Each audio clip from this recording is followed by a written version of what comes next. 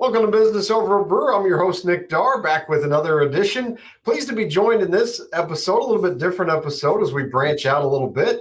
And we've got with us Kevin Palmieri from Level Univeristy. Kevin, thanks for coming on the show. Appreciate it. Thank you for having me. I have my coffee handy right here, so we are good. We are on brand. I'm excited to chat. Nice. So just full disclosure for our audience, we're usually this show is with local business owners, but we're branching out a little bit.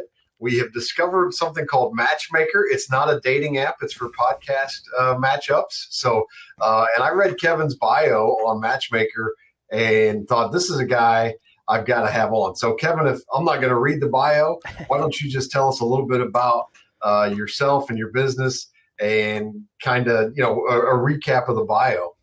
Yeah, so today I am the founder, the host, and the CSO of Level Univeristy. We're a global top 100 podcast with 1,860 episodes, over 1 million listens, and listeners in 175 plus countries. And from the podcast, we've been able to expand that into a business. So we've actually been able to make our business profitable over $1 million, which is something I never thought was going to happen. But I never wanted to be a podcaster. I never wanted to be an entrepreneur. I was someone who didn't go to college. I found success in my mid-20s, and then I ended up sitting on the edge of a bed contemplating suicide after I was the most quote-unquote successful version of myself. Fell in love with podcasting. Thought to myself, if I could do this for a living, I'd be the most fulfilled person in the world. And here we are 7 years later, and I get to do an episode every day now. So in your bio, you talked about you had a high-paying job, sports car, pretty much, what most people would define or society would define as successful. So what led you to the point of being on the edge of the bed, contemplating suicide? I think I fell victim to what a lot of us fall victim to, is assuming external accumulation will fix internal voids. And I think what happened, Nick, was I thought, okay, an attractive girlfriend will do it. That's the key to the door. No, that didn't open the door. Okay, let's get a nice car. No, that didn't do it either. Dream body. I was in the best shape I will ever be in because I was competing in a bodybuilding show. No, that didn't do it either. And I think the final straw for me was, well, maybe it's 6 figures. If I hit 6 figures, maybe that's the thing that I've been looking for. Mm-hmm. That was the big key that I had been searching for so long. And I think when that didn't open the door, it was so much awareness at once that I felt like I had lived my life entirely wrong. And it seemed impossible to start over. And it seemed impossible that I would ever be more successful than I was at that point. I never could imagine that happening again. When you say more successful, how are you defining that now? Because obviously some of the things you were chasing then didn't do the trick for you. And I think a lot of people find that. Unfortunately, yeah. Today, I define success as fulfillment. If I am fulfilled in what I'm doing is sustainable, and I will do it for a long period of time.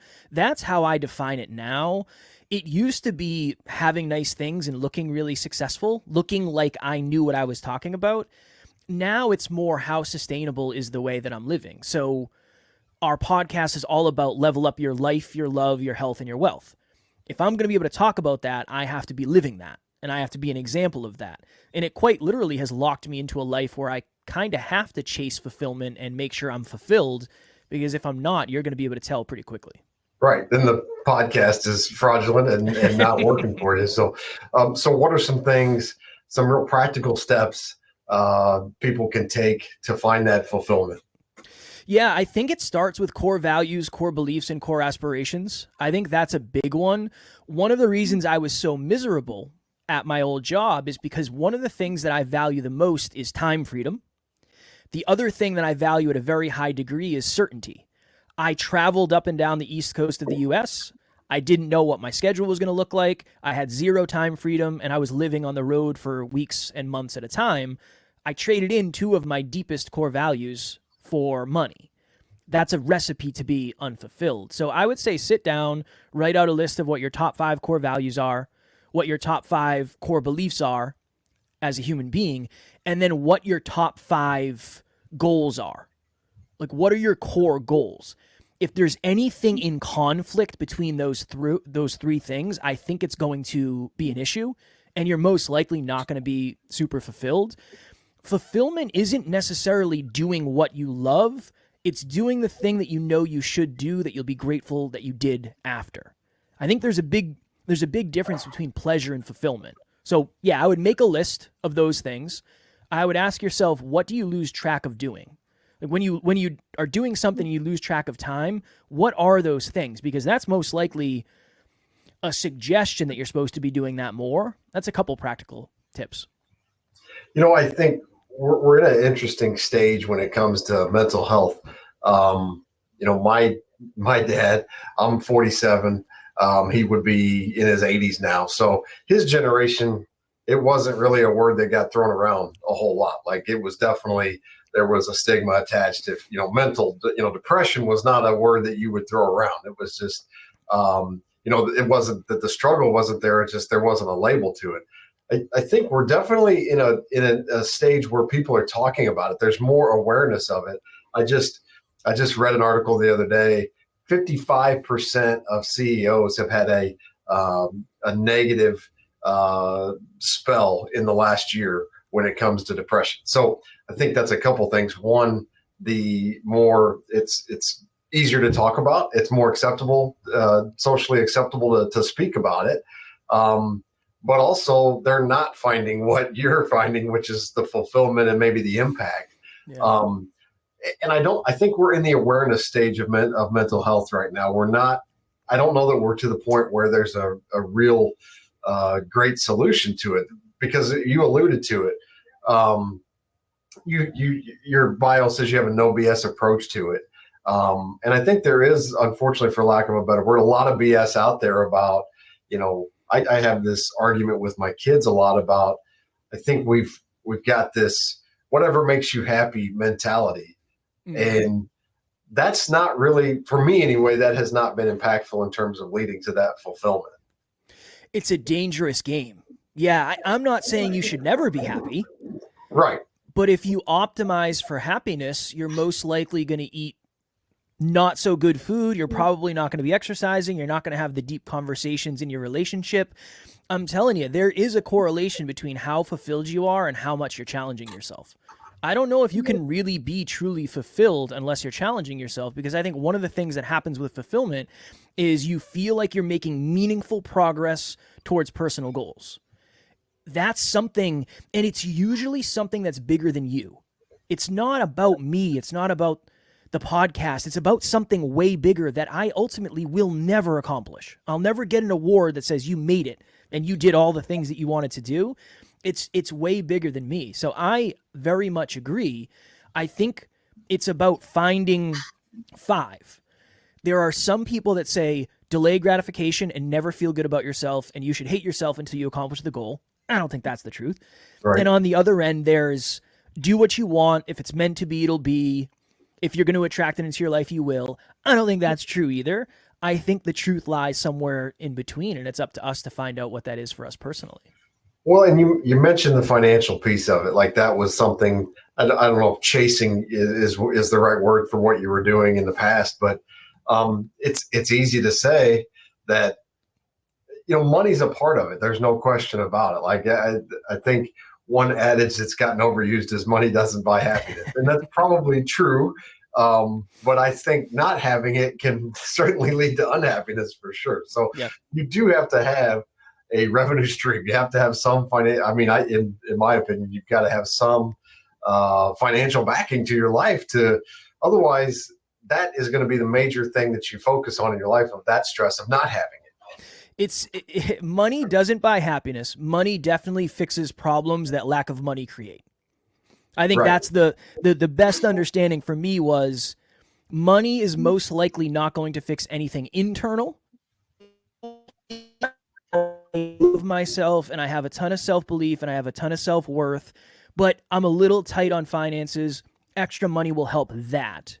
But it's not going to help me feel more valuable. It's not going to help me feel more confident. I think it's just the internal and external world working together or separately or against each other. So yeah, I'm in agreement with you on there, but it's hard, right? Because when you don't have something, you assume that is the answer to all of your problems.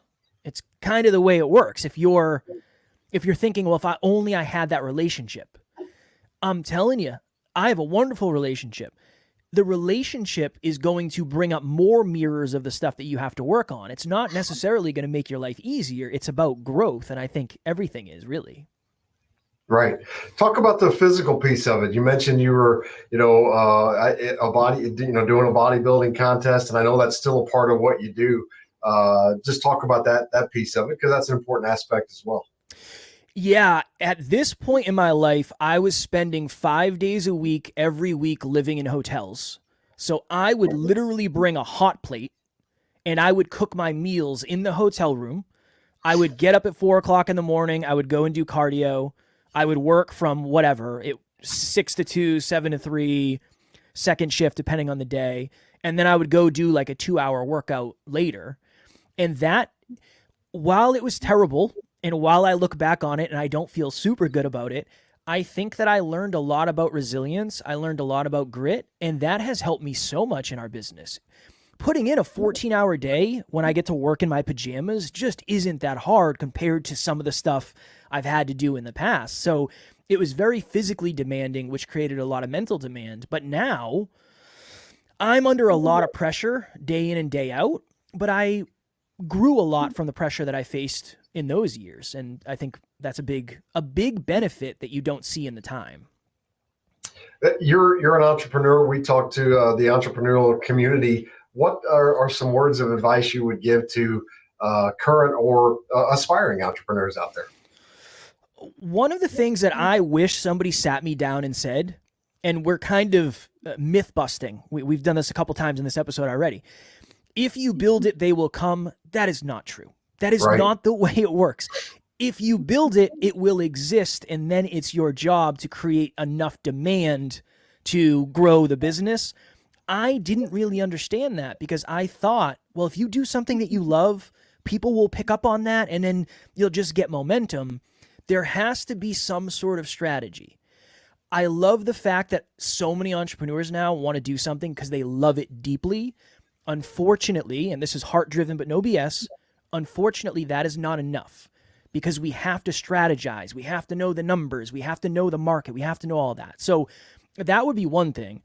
The other thing would be, if you think becoming an entrepreneur is going to make your life easier over the next 1 to 5 years, I would argue that you might be way off and you might regret becoming an entrepreneur if you think that's the case.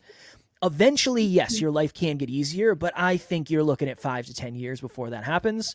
And that's something that, again, I didn't know at the beginning. I thought we'd go viral or we'd blow up or whatever. That didn't happen. So that's another thing. And then last thing, if I was going to add one more, Nick, it would be understand. So one of the things I fell victim to was I assumed I had to be more like everybody else. And while there are skills and attributes from other people that I need to work on and strengthen and bring to myself, the thing that I can be the best at is being me magnified.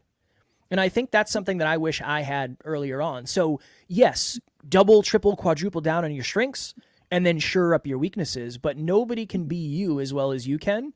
And you have a lot of unique strengths that other people don't. Maybe you just aren't sure what they are yet. What's one thing in your weekly schedule that is an absolute, this has to be done? This doesn't get removed from the schedule under any circumstance. Record 7 episodes per week, every week, no matter what. Doesn't matter. It will never get missed. It is the crux of everything that we do. That's so interesting because podcasting has really become kind of, I guess, trendy in recent years. And I saw something, the average podcast has 7 episodes. So a lot of people get told or maybe think I should do a podcast. And then, 7 episodes in, they're like, that was a lot more challenging than I thought it was going to be. Yeah. And you're doing 7 episodes a week. So it really is. And you mentioned going viral too. It's like, I think a lot of people think that that's going to happen. And then when it doesn't, the first few episodes, they just kind of give up on it. It really is that consistency. I'm sure if you looked at a graph of how your podcast has grown, there's no takeoff point really. It's more just a consistent line of growth. Yeah. A couple of things I always say. A podcast is a great way to grow your business, but it's not necessarily better than having a YouTube channel or growing a YouTube presence or having a social media presence. It is a mechanism to talk to the audience. It's a mechanism to add value. The sexy things usually have false expectations. So that's part one. The other thing that's interesting is I believe the reason people stop after 7 to 21 episodes is like the decay rate. Nick, you know this part's awesome. We get to talk into a mic with other humans. Awesome. Yeah. But when this finishes and you have to go edit the audio and the video and the blog and create the social media content, that kind of sucks. And right. That's not why people start it. They start it for this and they start it for the results. They don't necessarily start it for the process. So I think that's a really big piece of it. And that's why I know at times I probably come across as negative, but I just want people to start with accurate expectations of this is the easy part. When we get off of here, whether Nick has a team or I have a team, that's different. But somebody has to make the audio sound good and the video look good, and then it gets posted everywhere. And there's a lot of work behind the scenes that are going on. Yeah, absolutely. And that is the part where a lot of people think, and then also you're not going to see instant gratification probably from it. You're not going to see instant results. Your listenership's not good. You're going to post it at your first couple and you're probably not going to get a lot of response to it, in all honesty, unless you already have a huge social media following or whatever. But average Joe business owner is not going to post a podcast out there and say all of a sudden, 10,000 people have downloaded this thing. No. And average Joe business owner and just most people in general, it's not going to be what most people tell you it is, where you're going to get a ton of conversion. The podcast is really good to build an audience and add value. Then you have to create the container where the audience lives. And then just like everything else, you have to practice sales and you have to practice marketing and you have to practice prospecting. Right now there's a disconnect. People think that when you start a podcast, you do episodes, you add value, and then people just come out of the woodwork and they give you money. Sometimes that happens. But that's the exception. That is the exception. That is the exception to the rule. It's up to you to go find the audience and bring them back. It's up to you to find the listeners. And if you have something beneficial that's mutually beneficial, a product or service, then you get that to happen. But it's just like anything else. You can put the coffee shop on the corner, but you have to go out in the community and you go down to the fire station and you go to the police station, you go to the schools and you give local businesses free coffee. And that's how you get known. It's the same thing with a podcast. It's just digital. What's been a failure in your life that's been a good teacher for you? Oh man, we don't have enough time to list all of them. One would be early. So early on, I had a lot of people ask me for podcast advice. We were like 300, 400 episodes in. And we had this mentor who is a multi-millionaire. And he said, I would love for you guys to do my show for me. And I said, cool. This is what you're looking for. This is how much it cost. And he said, okay, well, instead of $1,500 a month, what if I pay $1,000 a month? I pay you 3 months up front and I let you promote your services on my podcast. And I said, absolutely not, sir. It's $1,500 a month or nothing. And he chose nothing. So I lost a massive opportunity because he knows a lot of people. And yes, it was less than I wanted to charge, but I wasn't thinking of all the benefits that would come. And I still haven't talked to this man. He won't respond. This was 4 years ago, Nick. I lost a mentor out of this too, but it's really helped me understand that I got a little arrogant. I got a little ego. I had a couple clients and I thought everybody was going to do it the same way. So that was a very valid lesson learned. So humility maybe is the lesson learned there. That you can't maybe lose there it. is. Yeah, you can't lose it. We had somebody recently we're working with, and they have a bunch of coaches, and one of their coaches was telling them that they should really only have 3 offers. They should have like a $30,000 offer, a $50,000 offer, and like a $90,000 offer. I believe that is arrogant coaching.